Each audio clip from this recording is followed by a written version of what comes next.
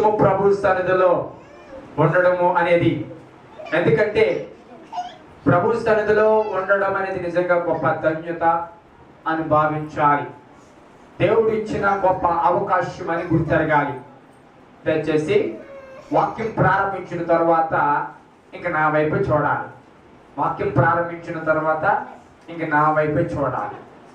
ఇంకా ఏ మాటలు కానీ అటు ఇటు తిరగడం కానీ అనాలోచనగా కానీ దయచేసి ఉండవద్దని నేను మనం చేస్తున్నాం. సినిమాలో కూర్చున్నామంటే సెల్ ఫోన్ రింగ్ అయినా ఎత్తాం, పక్కోడు మాట్లాడినా ఊరుగా సినిమా చూస్తున్నట్టు పెట్టుకోవాలా అని పక్కోడు మరీ గొడవ అది చెడుతున్నా సరే పక్కన తిట్టి ఆ స్క్రీన్ మీద తెర మీద తీక్షణంగా పని పెడతాం కదా, ఏదైనా మిస్ అయిపోతాము అని. అలాంటిది దేవుడి వాక్యానికి మనం ఎంత ప్రాధాన్యత ఇవ్వాలి. దేవుడి వాక్యము కూడా శ్రద్ధ చూపించకపోతే, మనసు పెట్టకపోతే అది నిష్ప్రయోజనంగా మారిపోతుంది. కాబట్టి దయచేసి వాక్యాన్ని దేవుడు మాట్లాడుతున్నప్పుడు దయచేసి నా వైపు చూడాలి, నన్ను నా మీద మీ దృష్టి కేంద్రీకరించాలని నేను మనం చేస్తున్నాను. కాబట్టి దేవుని సన్నిధిలో ఉండడం అనేది నిజంగా గొప్ప ధన్యత, అది గొప్ప భాగ్యము అని మనం గుర్తెరగాలి. ఎందుకంటే ఈ లోకంలో ధన్యత అనేది లేకపోతే ఈ లోకంలో సంతోషం అనేది ఆనందం అనే ప్రాంతాలు చాలా ఉన్నాయి. అవి క్షణికము లేకపోతే బాహ్యమైన సంతోషాన్ని మాత్రమే ఇవ్వగలవు. కానీ నిజమైన సంతోషము, ఆత్మ సంబంధమైన సంతోషమును ఇచ్చేది కేవలము దేవుని సన్నిధి అని మనము గుర్తెరగవలసిన వివరమైనాం. ఎన్ని సమస్యలలో రానివ్వండి, అన్ని వ్యాధులలో రానివ్వండి, ఎటువంటి పరిస్థితుల్లో రానివ్వండి, దేవుని సన్నిధికి వచ్చినప్పుడు ఒక రకమైన ప్రశాంతత కానీ ఒక రకమైన సంతోషం కానీ ప్రజలకి కలుగుతుంది. అంటే కారణము కేవలము ఇది దేవుడి సన్నిధిలో ఉన్న గొప్పతనం మాత్రమే. దేవునికి స్తోత్రం కలిగిన కాక. సపోజ్ ఏ వ్యాధులతో ఉన్నవాడు, శ్రమతో ఉన్నవాడు ఏ ఒక్క సినిమాకి వెళ్ళాడు అనుకోండి, ఆ సినిమాను చూచో లేకపోతే కామెడీని చూచో కొద్దిసేపు అంటాడు, అందరితో ఏదో బలవంతంగా నవ్వుతాడు. మరలా బయటకు వచ్చిన తర్వాత మరలా మామూలే. ఒకసారి ఒక వ్యక్తి డాక్టర్ దగ్గరికి వెళ్ళాడంట. డాక్టర్ దగ్గరికి వెళ్ళి మరి చాలా విచారంగా ఉంటుందండి, అసలు ఏ బాగోట్లేదు, నవ్వు లేదు, సంతోషం లేదు, ఆనందం లేదు, ఏం చేయమంటారు ఆ డాక్టర్ గారి దగ్గరికి వెళ్ళారు. దీనికి మంది ఏముంటుంది బాబు, సంతోషానికి ఆనందానికి మంది ఏముంటుంది, ఓ పని చేయి, మంచి కామెడీ మంచి హాస్యాస్పదమైన సినిమా బయట ఆడుతుంది, ఆ సినిమాకి వెళ్ళి భలే ఉంటుంది, చక్కగా నువ్వు సంతోషపడతావు, నీ విచారాన్ని మర్చిపోతావు అంటే, వెళ్ళాను పాస్టర్ గారు, అబ్బాయి వెళ్ళాను డాక్టర్ గారు, ఏమీ లేదండి, మళ్ళీ వచ్చిన తర్వాత మళ్ళీ మామూలేనండి అన్నాడు. ఓకే బాబు, మంచి ప్రదేశాలు ఉన్నాయి కదా, అరకులో అని లేకపోతే మంచి మంచి ప్రదేశాలు ఉన్నాయి కదా, అక్కడికి వెళ్ళి బాబు, ఆహ్లాదకరమైన వాతావరణంలో మంచి ప్రశాంతంగా ఉంటుంది బాబు అన్నారంట. వెళ్ళాను డాక్టర్ గారు, అబ్బాయి ఏం చదువుకోలేదండి, అక్కడికి వెళ్ళినా విచారం తప్పలేదండి, ఇంటికి వచ్చినా కూడా అదే విచారం అండి. ఆలోచించాడు. ఓ పంచే బాబు, మన ఊర్లోకి సర్కస్ వచ్చింది, ఆ సర్కస్కి వెళ్ళు, ఆ సర్కస్లో బొబ్బుని గారు ఉంటాడు కదా పొట్టుడు, ఆడి భలే చేస్తాడు, ఆడి చేసిన చేష్టలన్నీ అందరికీ నవ్వుతాయి, ఆడి కొట్టడం ఆడి ఆశాలు అందరికి భలే నవ్వుకుంటారు, ఆడికి వెళ్ళి భలే సంతోషం ఉంటుంది, ఆడి చేసి తప్పకుండా నీకు మారిపోతావు, తప్పకుండా మంచి సంతోషం వస్తుంది, వెళ్ళి సర్కస్కి వెళ్ళు, ఆ బొబ్బుని గడి చేసి చేష్టలు భలే ఉంటాయి అని డాక్టర్ గారు అన్నారంట. అప్పుడు ఏంటి అన్నాడంట, ఆ సర్కస్లో బొబ్బును నేనే అన్నాడంట. ఎవరు ఆ సర్కస్లో బొబ్బును నేనే అన్నానంట. ఆ సర్కస్లో బొబ్బును బాబు అందరు నవ్వుతున్నాడు కానీ వాడికి ఏం లేదు, సంతోషం లేదు, నవ్వు లేదు, ఎన్నో సమస్యలు ఎన్నో శ్రమలు. ఈరోజు ప్రతి ఒక్కరు కూడా నవ్వుతున్నారంటే ఎలా నవ్వుతున్నారు, ఏదో మొహమాటంగా నవ్వుబోది, లేకపోతే బలవంతంగా తెచ్చుకుని, లేకపోతే బాగోదని ఏదో రకంగా నవ్వుతున్నారు. కానీ హృదయంలో ఏదో సమస్య, ఏదో శ్రమ, ఏదో వేదన మనిషి రోజు పట్టి పీడిస్తూనే ఉన్నాయి. ఏదో దానికి లొంగిపోతూ, ఏదో దాని విషయంలో కృంగిపోతూ, ఏదో దాని విషయంలో దేవుడికి దూరం అయిపోతూ, ఆత్మీయ ఆనందాన్ని, ఆత్మీయ సంతోషాన్ని నిజముగా అనుభవించకుండా ఏదో నామకహ లేకపోతే ఏదో అప్పటికప్పుడు పాక్షికంగా ఆనందాన్ని అనిపిస్తున్నాం. ఇవన్నిటికీ కారణం ఏంటంటే మనకున్న శ్రమలు, మనకున్న సమస్యలు అని మనకి బాగా తెలుసు. ఓకే, ఈరోజు శ్రమలు సమస్యలు అనేది ఎవరి లేకుండా లేవు. నిన్న సిమోన్ గారు వాక్యం చెప్తూ అందరికి సమస్యలు శ్రమలే. ఈరోజు చిన్నవాడు మొదలుకొని అమెరికా ప్రెసిడెంట్ ఒబామా వరకు కూడా అందరికి సమస్యలు. శ్రమలేని వాడు అవ్వడో లేడు. అందరికీ ఏదో డబ్బు సమస్య కావచ్చు, కుటుంబ సమస్య కావచ్చు, ఆరోగ్య సమస్య కావచ్చు, ఉద్యోగ సమస్య కావచ్చు, పిల్లల సమస్య కావచ్చు, భార్య సమస్య కావచ్చు, భర్త సమస్య కావచ్చు, అది సామాజిక పరమైన సమస్య కావచ్చు, లేకపోతే బంధుపరమైన సమస్య కావచ్చు. ఏ సమస్యమైనా ఒకవేళ సమస్యలో తేడా ఉంటుంది కానీ అందరిలోనే ఏదో ఒక సమస్య. సమస్య అనేటాడికి ఈ రోజు మనిషి భయపడిపోతున్నాడు. సమస్య అనేటాడికి ఈ రోజు మనిషి బెదిరిపోతున్నాడు. సమస్య అనేటాడికి అయ్యోమే నాకు వద్దండి, సమస్య అనేటాడికి అయ్యోమే రాకూడదని, ఎప్పుడు కూడా సంతోషం కావాలని, ఎప్పుడు కూడా ఆనందంగా ఉండాలని ఈ రోజు ప్రతి ఒక్కరు మనిషి కోరుకుంటుంటాడు. సమస్య అనే దానికి ద్వారం తెరవడానికి ఇష్టపడం, ఆనందం అనే దానికి మాత్రం బాగా తలుపు తీసి రా లోపలికి నా ఆహ్వానంటాం. అదే సమస్య వచ్చి నీ ముందు నిలబడ్డదానికి, నీ ఇంటి ముందు నిలబడ్డది అనుకోండి, తలుపు కొట్టిందనుకోండి, ఎవరు బాబు నా పేరు సమస్య అన్నదనుకోండి, బాబు సమస్య ఇక్కడ రాకు అని పంపించేద్దాం. అదే ఏ ఆనందమో సంతోషం వచ్చింది అనుకోండి, వెంటనే తలుపు తీసి లోపలికి రమ్మంటాం. ఇది మానవ నైజం. సమస్యలకు ఇష్టపడం, సమస్యలను రావడానికి ఇష్టపడం, సమస్య లేకుండా జీవితం అంతా గడిచిపోవాలని కోరుకుంటాం. సమస్యలు లేకుండా, దుఃఖం లేకుండా, విచారం లేకుండా బ్రతుకంతా హాయిగా ఆడుతూ పాడుతూ చక్కగా ఏమీ లేకుండా వెళ్ళిపోవాలని కోరుకుంటాం ఈరోజు మనుష్యుడు. బాగా గమనించండి ప్రియ సహోదరి సహోదరులారా, ఈవెన్ మన యొక్క జీవన విధానంలో మనం పెరిగిన, లేకపోతే మన తల్లిదండ్రులు మనం పెంచిన విషయాల్లో కూడా బాగా గమనించినట్లయితే చాలాసార్లు ఒకవేళ అది నొప్పి కలిగించినా కొన్నిసార్లు చేయవలసిన పరిస్థితి. ఉదాహరణకు చూడండి, పిల్లవాడిని కొత్తగా స్కూల్లో వేస్తాం. స్కూల్లో వేసినప్పుడు ఆడు గొడవ ఎంత అంత కాదు, ఓ స్కూల్ టాప్లో ఇచ్చిపోతుంది, ఓ కేకలు, గొడవ, ఏడుపు ఏడుపు ఏడుపు ఏడుపు ఏడుపు ఏడుపు. ఆయన ఈ తల్లిదండ్రులు ఏం చేస్తారంటే కురకరా కురకరా కురకరా ఏడు చేసేసి అక్కడ పాడేస్తారు. ఆ టీచర్కి అప్పగించేస్తారు. ఆడు ఏడుతూ ఏడుతూ నేను ఎక్కడున్నాను అని చెయ్యి చేస్తుంటాడు.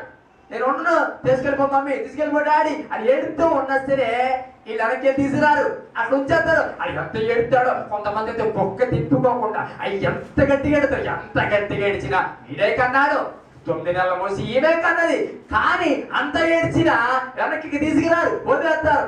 కారణం ఏంటి? దాని వెనక ఉద్దేశం ఏంటి?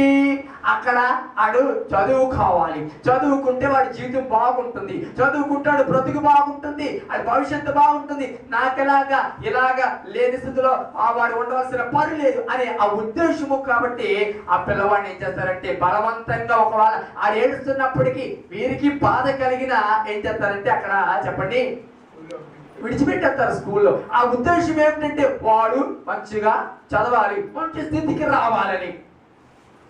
అదే పోలియో మందు చూసండి, పోలియో మందు ఇస్తున్నాడు జ్వరం వస్తుంది అంటారు. అలాగని జ్వరం వస్తుందని పోలియో వేయడం అంటారా? వేస్తున్నారు.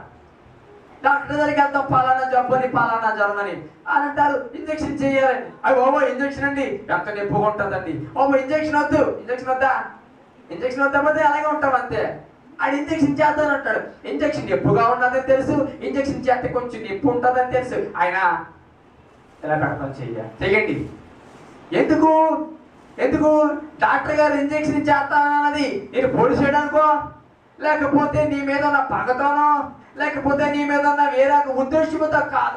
ఇంజక్షన్ చేద్దామనే ఉద్దేశము ఎందుకంటే లోపల ఉన్న జబ్బు చెప్పండి పోవాలని, లోపల ఉన్న ఆ కల్మషం, లోపల ఉన్న ఆ ప్రతికూలత పోవాలి అని, నువ్వు ఆరోగ్యవంతుడు కావాలనే డాక్టర్ గారి ఉద్దేశం. అంతసేపు అందుకే కొద్దిసేపు ఒకవేళ బాధగా ఉన్నా, కొద్దిసేపు నొప్పిగా ఉన్నా అది నువ్వు తప్పక భరించవలసిందే. కారణం ఏంటంటే అది లోపలికి వెళ్ళినప్పుడు ఆ నొప్పి కంటే అది ఇచ్చే ప్రతిఫలమే గొప్పది. దానికి స్తోత్రం కలిగింది కాక. ఆ నొప్పి కంటే అది లోపలికి వెళ్ళి పని చేసినప్పుడు దానికి వచ్చే ప్రతిఫలమే చెప్పండి గొప్పదే విషయాన్ని మనం జ్ఞాపకం చేస్తున్నాం. కాబట్టి ఇవన్నీ చూస్తున్నప్పుడు జీవితంలో చూడండి, పిల్లలు కాకరకాయ అంటారు, కాకరకాయ వద్దని. కాకరకాయ పెట్టరు, కొంతమంది పెట్టిన పిల్లలు తినరు. కానీ కొంతమంది పిల్లలు అలవాటు చేస్తారు కాకరకాయ. ఎందుకంటే ఒకవేళ కొంచెం ఎదుగా ఉన్నా, అన్ని తినాలి కాబట్టి, అది కూడా కాయగూరలు కాబట్టి అది మంచిది చేదు అని చాలాసార్లు ఇవి ఆముదం పట్టిస్తారు. ఎన్నో రకాలుగా పిల్లలు పోషించారు. చూడండి, అన్ని విషయాల్లో జీవితంలో పుట్టిన మొదలుకుని చనిపోయే వరకు కూడా ఈ తిండి విషయంలో కానీ ఇతర విషయాల్లో కానీ ఏదో ఒక యాంగిల్లో నొప్పి లేకపోతే ఏదో రకమైన ప్రతికూలతలు వస్తూ ఉంటాయి. అన్నిటిని స్కూల్కి పంపించినప్పుడు గట్టిగా రాయి చేసుకుని స్కూల్లో వదిలేద్దాం, ఇంజక్షన్ చేయవలసినప్పుడు పిల్ల కేకలెత్తినా ఇవన్నీ ఎంత బలవంతంగా చేస్తున్నాం. కారణం దాని వెనక ఉద్దేశం చెప్పండి, మంచిది కాబట్టి. కాబట్టి అన్నిటిలోనూ ఇలాంటి ఆలోచిస్తున్నాం. కానీ దేవుడి విషయంలో లేకపోతే మనకున్న అన్ని కార్యకలాపాల్లో ఎందుకు కొన్నిసార్లు చూడండి, ఆశీర్వాదం ఉంటే బాగుంటుంది, డబ్బు చక్కగా పుష్కలంగా ఉంటే బాగుంటుంది, ఉద్యోగం ఉంటే బాగుంటుంది, పిల్లల మంచి స్థితిలో ఉంటే బాగుంటుంది, ఇవన్నీ కోరుకుంటాం. కానీ ఏదైనా దీనికి వ్యతిరేకంగా ప్రతికూలత జరిగిందంటే మాత్రమా తట్టుకోలేం. అన్నిటిలోనూ ప్రతికూలతను, అన్నిటిలోనూ నొప్పిని పడుతున్నాం. కానీ ఆత్మీయ జీవితంలో మాత్రమే దేవుడు ఒకవేళ చెయ్యదలచింది కొంచెం లేటుగా చేసినా, ప్రార్థించిన దాని వెంటనే రాకపోయినా, ఎన్నో రోజుల నుంచి ప్రార్థన చేసిన సమాధానం రాకపోయినా, ఈ విషయంలో మాత్రమో వెంటనే తిరిగిపోతున్నా. ఏం చేసాడండి దేవుడు నాకు అంటున్నా, లేకపోతే ఇంకే ప్రార్థన చేసిన ఇప్పుడు సమాధానం, అన్నిటిలోనే ఓర్చుకుంటాం. కానీ దేవుడి విషయంలో మాత్రం ఓర్చుకోలేకపోతున్నాం.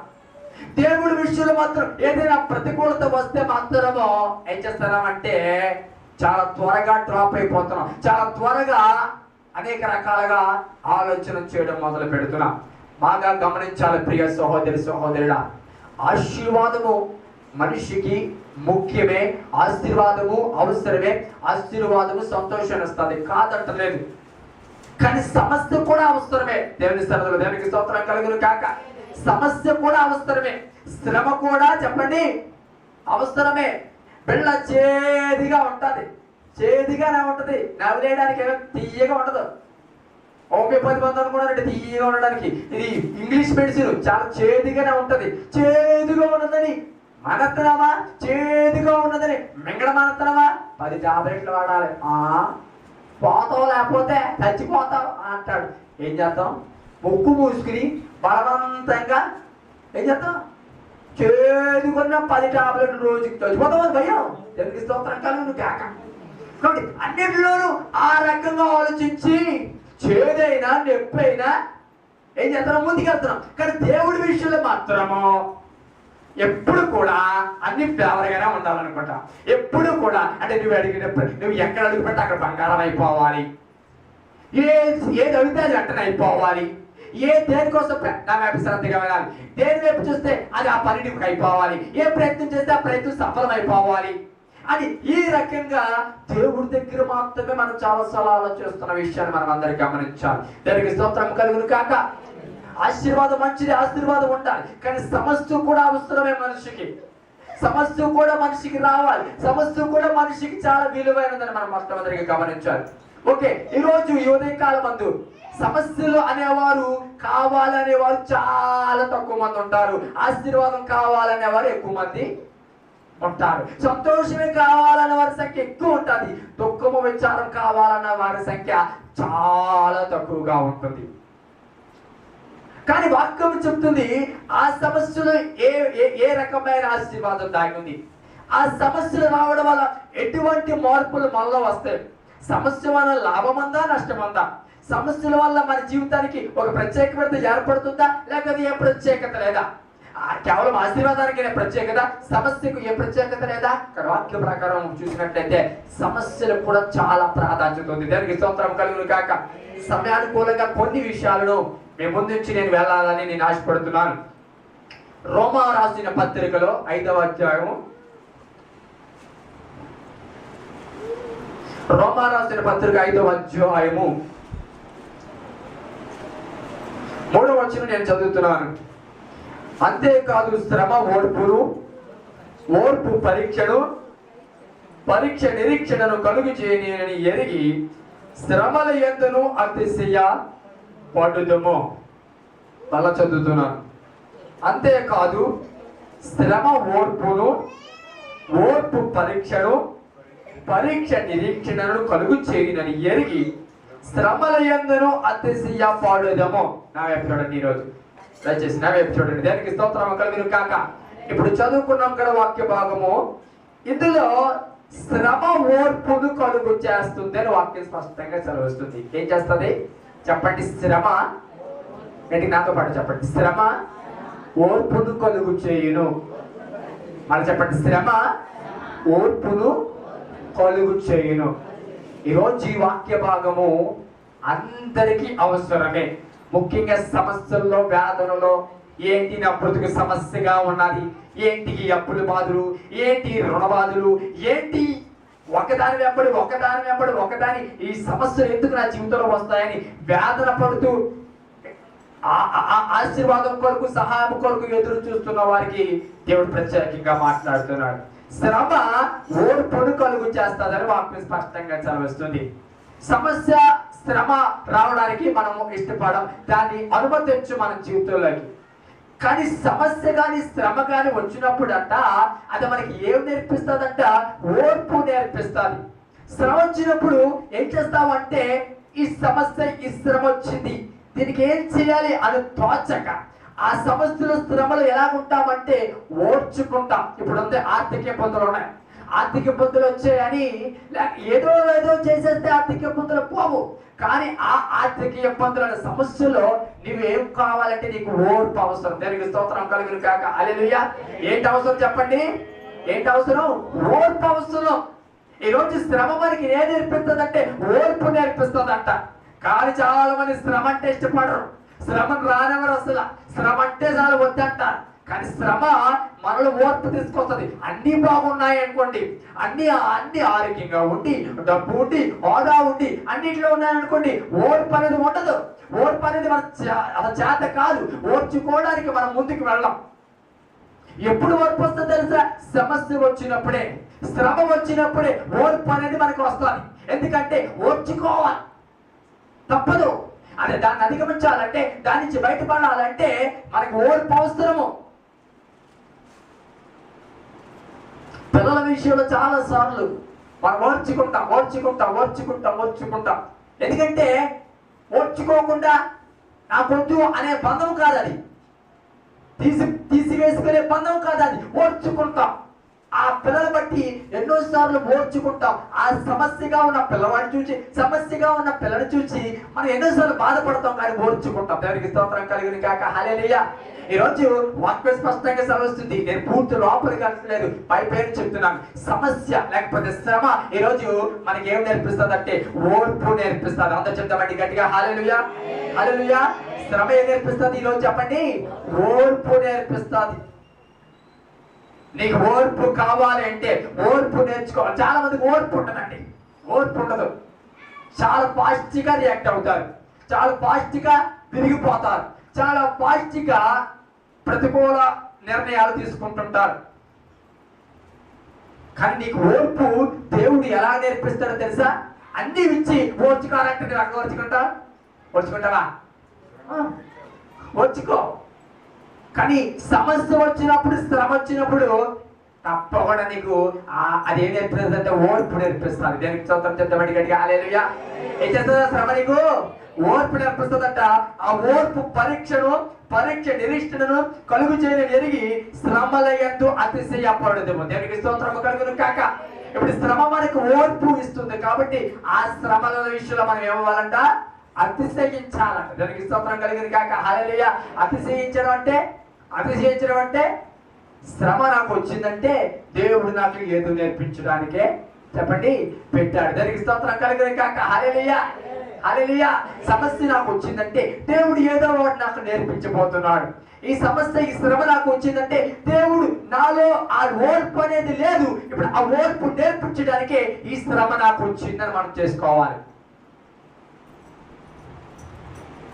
ఆయన ప్రేమించే వారికి ఎప్పుడు కూడా ఆయన నేర్పించడానికి ఇష్టపడతాడు. దానికి స్తోత్రం చెప్తామండి. హల్లెలూయా. ఆయన ప్రేమించిన వారిని ఎప్పుడు కూడా ఆయన నేర్పించడానికి ఇష్టపడతాడు. మనం నేర్చుకోవడానికి ఇష్టపడాలి. ఎన్నో రకాలుగా నేర్పుతాడు. పిల్లలు ఉన్నారనుకోండి, కొత్తగా ఎల్కేజీలో జాయిన్ చేస్తాం అనుకోండి, పిల్లల్ని ఎల్కేజీలో జాయిన్ చేస్తాం అనుకోండి, డైరెక్ట్గా ఏ బే సి అని ఆపించరు. నేర్పుతారా? వాళ్ళు నేర్పించారు. ఏం నేర్పుతారు? ముందు స్టాండింగ్ లైను, స్లీపింగ్ లైను నేర్పిస్తారు. అంటే ముందు లైన్ నేర్పుతారు. స్టాండింగ్ లైన్ అంటే ఎలా నిలబడే line standing line, sleeping line అంటే ఎలా పడుకునే లైన్ స్లీపింగ్ లైన్. ముందు ఈ నేర్పుతారు.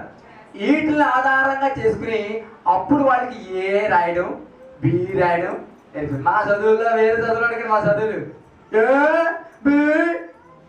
ఆ టీచర్ నాకు శ్రమ ఎందుకు వచ్చిందని వేదన చెందుతున్నావా? దేవుడు చెప్తున్నమాట, నీకు శ్రమ నీకు ఓర్పుని ఇవ్వడానికి, నీకు ఓర్పును నేర్పించడానికి. దేవునికి స్తోత్రం చెప్తామండి. హల్లెలూయా. ఎక్కడికి చెప్తాం? హల్లెలూయా. అమెరికా ప్రెసిడెంట్ అబ్రహాం లింకన్ ఉన్నాడు, తెలుసు కదా? Abraham Lincoln America president. Obama కాదు, అబ్రహాం లింకన్. ఇంతకు ముందు అతని తల్లి, నువ్వు ఎప్పటికన్నా అమెరికాకు ప్రెసిడెంట్ అవుతావరా అనేదంట. చెప్పులు కుట్టుకునేవాడు, తెలుసు కదా? ఎప్పటికైనా ప్రెసిడెంట్ అవుతావరా? ఏంటి? చెప్పులు కుట్టుకునేవాడు. కానీ తల్లి అనేదంట, ప్రార్థన చేస్తాడు, ఎప్పటికైనా ప్రెసిడెంట్ అవుతావరా? ఎప్పటికైనా ప్రెసిడెంట్. ఒక వయసు వచ్చింది, నిలబడ్డాడు ఫస్ట్ టైం. ఆ తల్లి చెప్పింది ప్రెసిడెంట్ అయిపోతాం కదా అన్నారు. నిలబడ్డాడు, ఓడిపోయాడు. ఓలే ఫస్ట్ టైం కదా, అందరికి పరిచయం లేదు కదా అనుకున్నాడు. రెండోసారి నిలబడ్డాడు, అప్పుడు ఓడిపోయాడు. మూడోసారి నిలబడ్డాడు, ఓడిపోయాడు. ఇంచుమించుగా 21 సార్లు ఎన్నిసార్లు మొత్తం ఓడిపోయాడట. ఎన్నిసార్లు? మనం అయితే శాశ్వతంగా రాజకీయాల నుంచి 4 సార్లు ఎప్పటిసారి ఇంక మళ్ళీ మొఖాన్ని ఊహించలేడు. 21 సార్లు ఓడిపోయినా అదే విధిగా ప్రయత్నించాడంట. నేను ఎందుకు ప్రయత్నించడం అంటాను, అతని పక్షంగా దేవుడు చిత్తం ఉంది కాబట్టి దేవుడు ఆ తల్లి ద్వారా చెప్పబడమాట. 21 సార్లు ఓడిపోయినా 22 సార్లు నెక్కి అమెరికాకు ప్రెసిడెంట్ అయిపోయాడు. అదే ఓడిపోతాం లేకపోతే అమెరికా ప్రెసిడెంట్ లిస్ట్ లో ఈ పేరుండినా చెప్పండి ఏం చేస్తుంది శ్రమ? చెప్పండి ఏం చేస్తుంది శ్రమ? ఓర్పునిస్తారు. దానికి స్తోత్రం చెప్తామండి. హల్లెలూయా. ఎక్కడికి చెప్తాం? హల్లెలూయా. హల్లెలూయా. శ్రమ ఏం చేస్తుంది చెప్పండి? ఓర్పిస్తుంది. ఎన్నిసార్లు ప్రయత్నం చేస్తాం ఓడిపోతున్నాం, ఓడిపోతున్నాం, ఎగ్జామ్ అటెండ్ అవుతున్నాం, ఫెయిల్ అయిపోతున్నాం. ఫెయిల్ అయిపోయినా ఎటువంటి పరిస్థితి వచ్చినా ఏ విషయంలో కూడా చింతించవద్దు, ఏ విషయంలో కూడా బాధపడద్దు. నీకు శ్రమ నీకు ఏం చేస్తుందంటే ఓర్పునిస్తుంది. దేనికి స్తోత్రం కలిగిన కాక. హల్లెలూయా. ఓర్పు అనేది మనిషి జీవితంలో అవసరమా కాదంటారా? చెప్పండి, ఎవరికి అవసరం? అందరికి అవసరమా? అందరికి అవసరమే కదా. లేకపోతే కేవలం డబ్బు లేని వాళ్ళకైనా? డబ్బునోడికి ఓర్పు ఉండద్దా? దేనికి స్తోత్రం కలిగింది కాక. కాబట్టి శ్రమ ఏం చేస్తుందంట? మొట్టమొదటిగా ఓర్పును చెప్పండి ఇస్తుంది. ఈ రోజు సమస్యను చూసి వేదన చెందుతూ దిగాలు పడిపోయి దిగులు చెందుతూ ఉన్నాము. కానీ దేవుడు చెప్తున్న మాట, శ్రమ నీకు ఓర్పును నేర్పిస్తుంది. నేర్పించడానికే ఇది దేవుడు నేర్పించే విధానంలో ఒక భాగము. దేవుడు నిన్ను ప్రేమిస్తున్నాడు కాబట్టి, దేవుడు ఆయన లక్షణాలు నీలో ఉండాలని కోరుకుంటున్నాడు కాబట్టి, ఆయన కుమార్తెగా కుమారుడిగా నువ్వు తీర్చిదిద్దబడాలని ఆశపడుతున్నాడు కాబట్టి, తన స్వరూపంలోకి నిన్ను మలచడానికి ఇష్టపడుతున్నాడు కాబట్టి, నీకు ఓర్పునివ్వడానికి ఈ రోజు సమస్య స్థిరమైన జీవితంలో ఉంది. చేతులు చెప్పండి కూడా స్తోత్రం. హల్లెలూయా. హల్లెలూయా. శ్రమ ఓర్పునిస్తుంది. ఆయన సర్వశక్తిమంతుడై ఉండి ఈ లోకంలో 33.5 సంవత్సరాలు జీవించినప్పుడు 3.5 సంవత్సరాల పరిచర్యలో ఎన్ని రకాలుగా అవమానించారండి. ఆయన శిలువ మీద ఉన్నాడు. శిలువ మీద ఉండి శిలువ మీద రక్తం కారుతుంటే దాహం అంటుంటే కింద ఉన్న వాళ్ళందరూ ఆ భటులు మనుషులందరూ ఉన్నారు, నిజముగా నీవు దేవుని కుమారుడు అయితే కిందకి దిగిరా. నిజంగా ఎంత చాలా గొప్ప కవులు చెప్తున్నావు కదా, నేను దేవుడి కుమారుని బాగు చేయడానికి వచ్చి అది చేస్తానన్నా గొప్పవాడు అంటున్నావు కదా. ఓకే, నిజంగా నువ్వు దేవుడి కుమారుడు అయితే శిలువ నుంచి ఏమవ్వాలి? ఏం చేయాలి? ఆయనే చెప్పండి. మళ్ళాంటి వాడు అయితే ఏం చేస్తాడు? ఊరు దుర్మార్గులారా దిగలేననుకుంటున్నారా? ఊరి నీచులని పని చెప్తానని అప్పటికప్పుడు దిగిపోయి ఏం చేస్తాం? అప్పటికప్పుడు దిగిపోయి వాళ్ళందరితో యుద్ధం చేసేసి నాశనం చేసేస్తాం. చూసారా? ఓన్లీ ఆయన ఊరుకుంటుంటే రెచ్చిపోతున్నారంట మీరు అక్కడి నుంచి అని. మనమైతే అలా చేస్తాం. ఒకవేళ నిజంగా దేవుడు అలా చేసి ఉంటే మనకి రక్షణ ఈ రోజు వరకు అంతమంది ఆయన గొప్ప శక్తిని ప్రశ్నిస్తుంటే, అంతలాగా ఆయన్ని ఎటకారిస్తుంటే, ఆయన చేతగాని వాడిగా చూస్తూ ఉంటుంటే ఆ రోజు ఓర్చుకున్నాడంటే కారణం ఏంటో తెలుసా? కారణం ఏంటి చెప్పండి? నేను ఎవరు చెప్పండి? అలా చూస్తారండి అమ్మ పాస్ గారు, కారణం మీరా? ఎంతవరకు ఏదో అనుకున్నామండి అంటే యేసు ప్రభు చంపేయడానికి మీ వెనకాల హ్యాండ్ ఉందన్నమాట అనుకుంటున్నారా? అందరూ కారణం చెప్పండి. పక్కడు చెప్పండి, నువ్వే కారణం చెప్పండి. పక్కడుతో ఆయన ఓర్చుకోవడానికి కారణం నువ్వే చెప్పండి. చెప్పండి పక్కడుతో. దేవునికి స్తోత్రం కలిగిన కాక. అంతే కదా? ఓర్చుకోకపోతే ఏమోనండి, ఓర్చుకోకపోతే ఏమో చెప్పండి. అన్ని చేసిన వాడు, అందుకే అక్కడ అన్నాడు, నా తండ్రి నేను ప్రార్థన చేస్తే పైనుంచి సైన్యమే దిగి వస్తుంది, దిగి రాగలదు, సమర్థుడు. కానీ ఓర్చుకున్నాడు. దేవునికి స్తోత్రం చెప్తామండి. హల్లెలూయా. ఈరోజు శ్రమ ఏం చేస్తుంది చెప్పండి మనకి? చెప్పండి, గట్టిగా చెప్పాలి, గట్టిగా చెప్పాలి, గట్టిగా చెప్పాలి. ఇది గింగిరు మనాలి మీకు. ఎందుకు తెలుసా? ఆ కుమ్మం దాటిన తర్వాత మళ్ళీ మామూలే సాయంత్రం అప్పుడు వస్తాడు, ఏం చెప్పాలో ఏంట ప్రభా వాక్యం వెంటనే కానీ నా బాధలు మాత్రం నాకు పోవట్లేదు ప్రభా. ఏదో వాక్యం విన్నప్పుడు ఆ క్షణం బలేగా ఉంటుంది, మరలా మామూలే, మరలా దిగిలే విచారమే. అందుకే ఈ మాట గింగురు మనాలి మీలో. చెప్పండి, శ్రమ ఏం చేస్తుంది? గట్టి చెప్పాలి, ఏం చేస్తుంది? గట్టి స్తోత్రం. హల్లెలూయా, హల్లెలూయా. శ్రమ ఓర్పునిస్తుంది. ఇంకా రెండోది ఏమిస్తుందో చూద్దాం. కీర్తనల గ్రంథము 30వ కీర్తన 30వ కీర్తన 5వ వచనము. ఆయన కోపము నిమిషం మాత్రం ఉండను, ఆయన దయ ఆయుష్కాలం అంతయు నిలుచును. సాయంకాలమున ఏడుపు వచ్చి రాత్రి ఉండెను, ఉదయమున సంతోషము కలుగును. దేవునికి స్తోత్రము కలిగిన కాక. హల్లెలూయా. రెండవది శ్రమ ఏదైతే తెలుసా? సంతోషాన్ని నేర్పుతారు. దేవునికి స్తోత్రం చెప్తామండి. హల్లెలూయా. ఇక్కడ వాక్యం స్పష్టంగా చదువుతుంది. ఆయన కోపము నిమిషం మాత్రము ఉండును, ఆయన దయ మాత్రము ఆయుష్కాలమంతయు నిలుస్తును.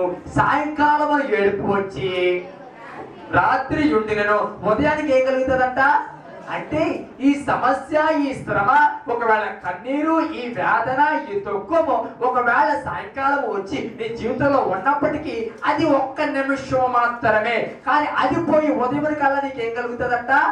సంతోషము. అంటే ఈ రోజు సమస్య, ఈ రోజు శ్రమ, ఈ రోజు వేదన కేవలం క్షణికాలము. చెప్పండి గట్టిగా, క్షణికాలము. అది పోయి తర్వాత నీకు ఏం కలుగుతుంది? సంతోషము కలుగుతుంది. ఈ సమస్య, ఈ శ్రమ నీకు ఏం నేర్పుతుందంటే సంతోషాన్ని ఇస్తాను, సంతోషం నేర్పిస్తాను. ఈ రోజు వేదన చెందుతున్నావా సమస్యను బట్టి, ఈ రోజు నీ అప్పుల బాధలు బట్టో, నీ బలహీనతలు బట్టో, నీ కుటుంబాన్ని బట్టో, నీకు ఆర్థిక పరిస్థితులు బట్టు, నీ భర్తను బట్టు, నీ భార్యను బట్టు, పిల్లలు బట్టు, ఆర్థిక పరిస్థితులు బట్టు, సమాజం బట్టు, స్నేహితులు బట్టు, బంధువులు బట్టు ఒకవేళ వేదన చెందుతూ ఎన్ని సంవత్సరాలు నుండి, ఎన్ని రోజుల నుంచి అండి మారట్లేదు, నా పరిస్థితి మారట్లేదు, ఆర్థిక పరిస్థితి మారట్లేదు, ఒక దగ్గర అప్పు చేస్తున్నాను, ఈ అప్పు తెచ్చడానికి మరొక దగ్గర అప్పు చేస్తున్నాను, ఈ రెండు అప్పు తెచ్చడానికి మూడవ దగ్గర అప్పు చేస్తున్నాను అని ఎన్నో రోజుల నుంచి నలిగిపోతున్నామేమో. కానీ దేవుడు చెప్తున్న మాట ఏంటంటే ఇవన్నీ కూడా దేవుడు సంతోషంగా మారుస్తాడు. ఇవన్నీ కూడా దేవుడు సంతోషాన్ని ఇవ్వడానికి. అందుకు వాక్యం చెప్తుంది ఆయన కోపము, మన కోపం అయితే మన కోపం చాలా సేపు కాదు, నెలలో సంవత్సరాలు కూడా కొంతమంది, నెలలో సంవత్సరాలు కూడా కొంతమంది పెద్ద పెద్ద పెద్ద ఫ్లోర్ పై 5 ఫ్లోర్ అలా 3-4 ఫ్లోర్లు వేసేసుకుంటారు, లోపల పెద్ద బిల్డింగ్ కడతారు కోపంతో. కానీ ఆయన కోపం అంట చెప్పండి నిమిషం మాత్రము. చెప్పండి గట్టిగా, నిమిషం మాత్రము. కానీ దయ ఆయుష్కాలం అంతా నిలుస్తారు. దేవునికి స్తోత్రం చెప్తామండి. హల్లెలూయా. గట్టిగా చెప్తాం హల్లెలూయా. కానీ ఈ ఒక్క నిమిషంలోనే ప్రజలు మారిపోతున్నారు. ఈ ఒక్క నిమిషంలోనే ఏం చేస్తారు తెలుసా? అది ఏం చేశాడండి మాకు, ఈ ఒక్క నిమిషంలోనే ఇది బుద్ధులు బయటపడిపోతున్నాయి. ఈ ఒక్క నిమిషంలోనే ఏం చేశాడండి మాకు, ఈ ఒక్క నిమిషం కోపంలోనే ఏ పరిస్థితి మాకు మారిందండి? గుడికొస్తున్నా ప్రార్థన చేస్తున్నా, ఏ పరిస్థితి మారలేదు. ఆ ఒక్క నిమిషం కోపంలోనే, ఆ ఒక్క సమస్య, ఆ శ్రమ ఒక్క నిమిషంలోనే అప్పటికప్పుడే మనం విరిగిపోతున్నాం. దేవునికి స్తోత్రం చెప్తామండి గట్టిగా హల్లెలూయా. ఆయన కోపము నిమిషం మాత్రం ఉండను, ఆయన దయ ఆయుష్ కాలము నిలిచిను. సాయంకాలం అది ఏడుపు వచ్చి ఉండను, అది పగల ఉదయానికి ఏం కలుగుతుందంట? సంతోషం కలుగుతుందంట. దేవునికి స్తోత్రం చెప్తామండి గట్టిగా హల్లెలూయా హల్లెలూయా హల్లెలూయా.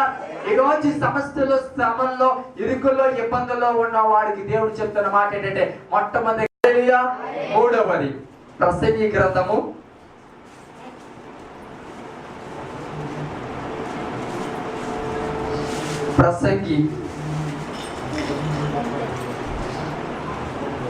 7వ అధ్యాయము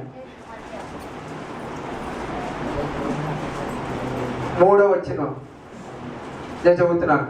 నవ్వుటి కంటే దుఃఖపడుట మేలు, ఏలయనగా భిన్నమైన ముఖము హృదయమును గుణపరచును. దేవునికి స్తోత్రము కలుగును కాక హల్లెలూయా. మూడవది శ్రమ ఏం తీసుకొస్తుంది తెలుసా? పరిపక్వత తీసుకొస్తుంది. చెప్పండి, శ్రమ పరిపక్వతను తీసుకొస్తుంది. ఇక్కడ చూడండి, నవ్వుటి కంటే దుఃఖపడుట మేలు, ఏలయనగా భిన్నమైన ముఖము హృదయమును. అంటే సమస్య, శ్రమ మనల్ని ఏం చేస్తుందంటే ఆత్మ సంబంధమైన పరిపక్వతను తీసుకువస్తుంది. అంటే హృదయాన్ని మారుస్తుంది. హృదయంలోని అన్ని రకాల యాంగిల్ను మార్చి హృదయాన్ని దేవుడికి ఇష్టమైనట్టుగా చేస్తుంది శ్రమ. దేవునికి స్తోత్రం చెప్తామండి గట్టిగా హల్లెలూయా. అంటే ఆత్మీయ సంబంధమైన పరిపక్వతను ఏం చేస్తుంది? శ్రమ తీసుకువస్తుంది. ఎన్నో రకాలుగా ఈ హృదయం ఉంటుంది, ఎన్నో రకాలుగా కోపంతోను, ఎన్నో రకాలుగా. అంటే కొన్నిసార్లు కొంతమంది ఎంత మాట అన్నా పాడరు, ఎంత మాట అన్నా లెక్క చేయరు, ఎంత మాట సుర్రమని లెగుతారు, ఎంత మాట అంటే రెయ్యమని లెగుతారు అంటారు. లెగుతాడు అది పేదకోండి, ఇప్పుడు బాగుందండి అందుకే రెయ్యమని లెగుతాడండి అంటారు. కానీ శ్రమ వచ్చినప్పుడు ఏమవుతుంది తెలుసా? సమస్య వచ్చినప్పుడు ఏమవుతుంది తెలుసా? హృదయంలో దేవుడు ఆపరేషన్ చేయడం ప్రారంభిస్తాడు.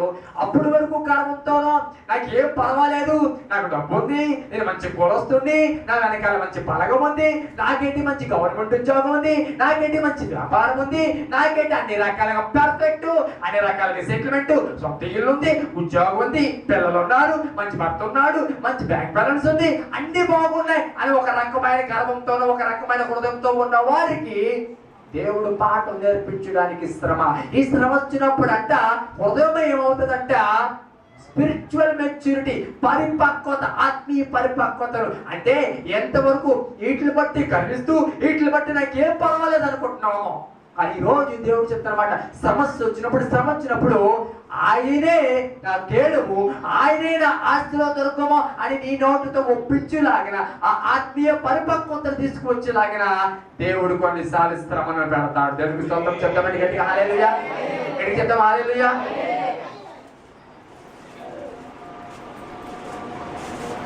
ఈ 2 రోజులు ఉపవాస ప్రార్థనలు పెట్టాం. ఎందుకు పెట్టాం చెప్పండి? ఎందుకు పెట్టాం? ఇది పెట్టి చెప్పండి, చెప్పండి. మరి ఆర్థిక సమస్యల్లో ఉన్న వారి గురించి పెట్టాం, అంతేనా? 2 రోజులు ఎవరి గురించి? అప్పుల్లోను, రుణ బాధల్లోను, అన్ని రకాల ఆర్థిక ఇబ్బందులు పడుతున్న వారి గురించి 2 రోజులు ఉపవాస ప్రార్థనలు పెట్టాం. ఓకే, మంచిది. ఇప్పుడు అందరూ పర్ఫెక్ట్ అయిపోయారండి, అందరికి మంచి డబ్బులు ఉన్నాయి, అందరికి బళ్ళు ఉన్నాయి, కొంతమంది కార్లు కూడా వచ్చేసాయి, మంచి హోదా ఉంది. 2 రోజుల ఉపవాస ప్రార్థన ఎలా ఉంటుంది? ఎంతమంది వస్తారు? కానీ ఎలా ఉంటుంది తెలుసా? ఎలా ఉంటుంది తెలుసా? హల్లెలూయా హల్లెలూయా ప్రభువాని. ఇది ప్రార్థన. అది నిన్న మొన్న ఎలా ప్రార్థన చేశారు? నిన్న మొన్న చెప్పండి. అంత గట్టిగా ఏడ్చి కన్నీరు కార్చి వేదన పడి ప్రార్థన చేయడానికి కారణం చెప్పండి. కారణం ఏంటి? చెప్పండి, కారణం ఏంటి? నేను నాజిరి గారు గురించి ఏడ్చి ప్రార్థన చేసింది. ఆవిడ ప్రార్థన అన్నాడు, ఈ రోజు దేవుడు తీసుకొచ్చాడు. దేవునికి స్తోత్రం కలిగింది కాక హల్లెలూయా.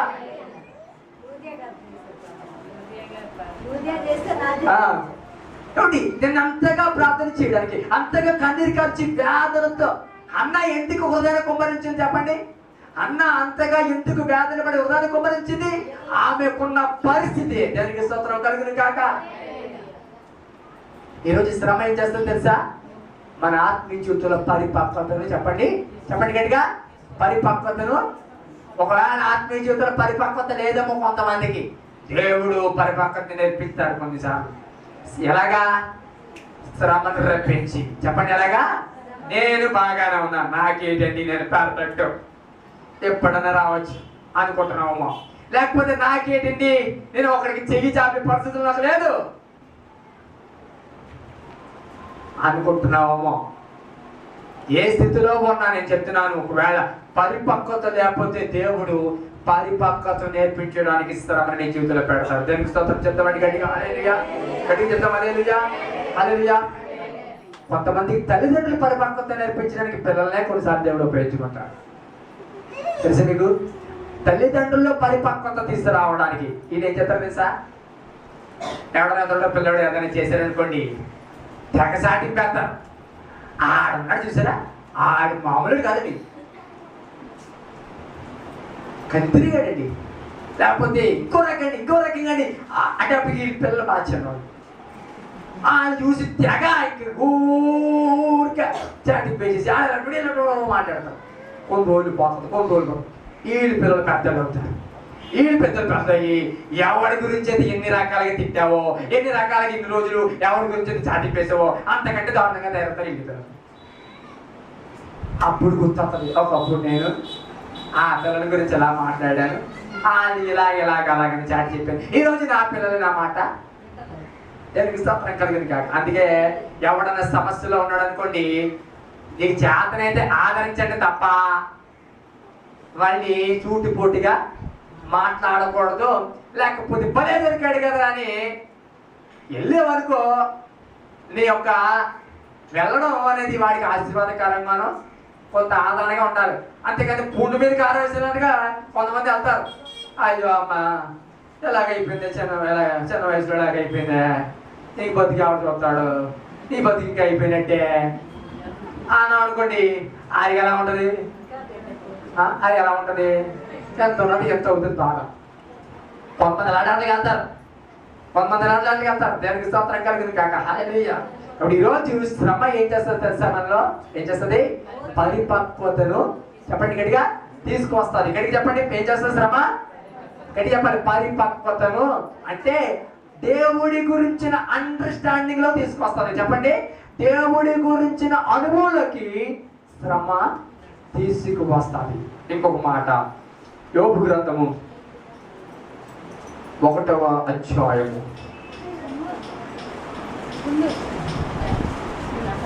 యోబు గ్రంథము 1వ అధ్యాయం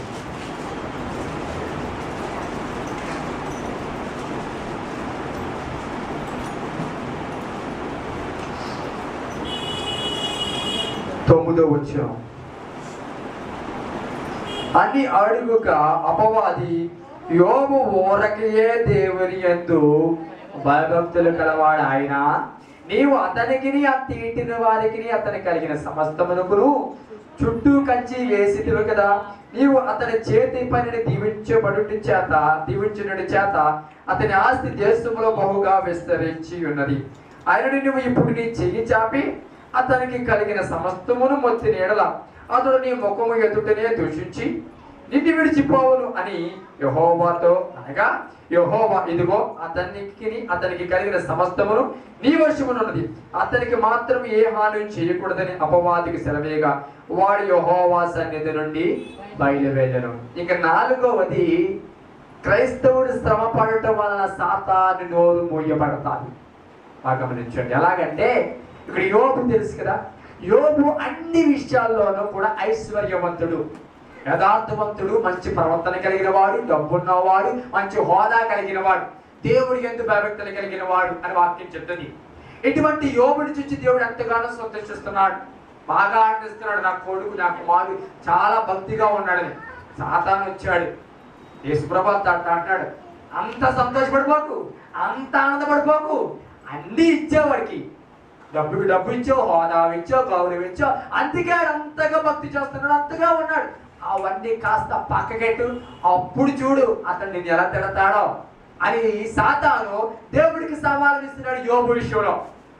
అప్పుడు దేవుడు ఏమన్నాడంటే, వీటన్నిటిని బట్టి కాదు నా భక్తుడు లేకపోతే నా కుమారుడు నన్ను భక్తి చేయడము, అవన్నీ లేకపోయినా భక్తి చేస్తాడు, అవన్నీ లేకపోయినా యథార్థంగా ఉంటాడు. అంటే ఎలా ఉంటాడు? ఒక్కసారి నాకు అధికారాన్ని అవన్నీ తీసేస్తాను, అప్పుడు చూద్ది గారు ఎలా ఉంటుంది అంటే, సాతానికి దేవుడు అధికారం ఇచ్చాడు.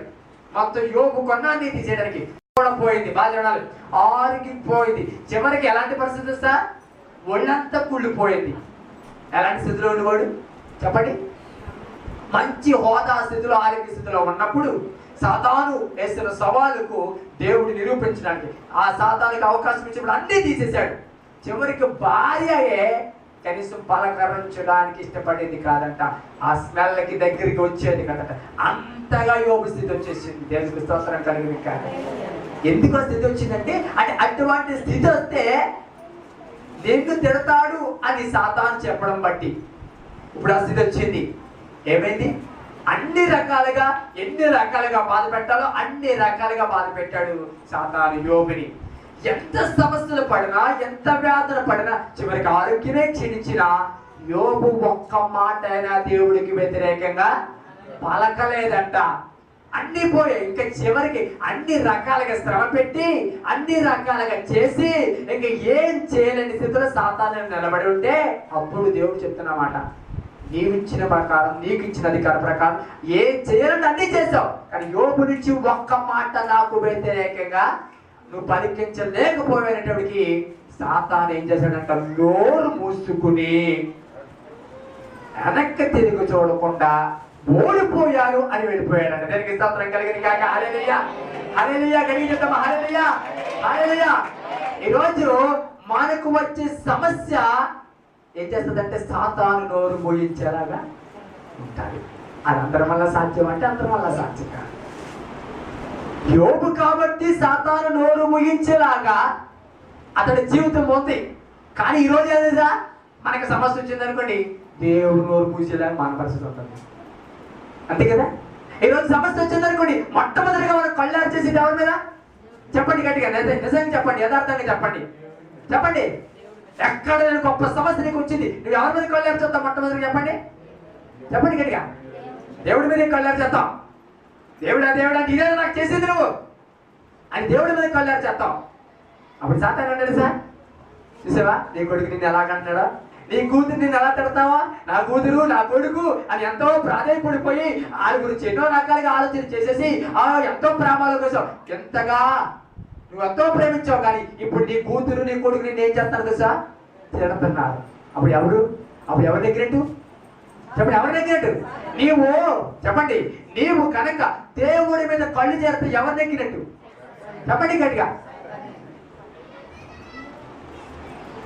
దేవుడి మీద నిందలు పంపితే ఎవరు నెగ్గినట్టు? సాతాను. నువ్వు సాతాను ఎక్కిస్తున్నావా, దేవుడిని ఎక్కిస్తున్నావా? సమస్య వచ్చినా, శ్రమ వచ్చినా, నా దేవుడు విడిపించగలిగిన వాడు, నా దేవుడు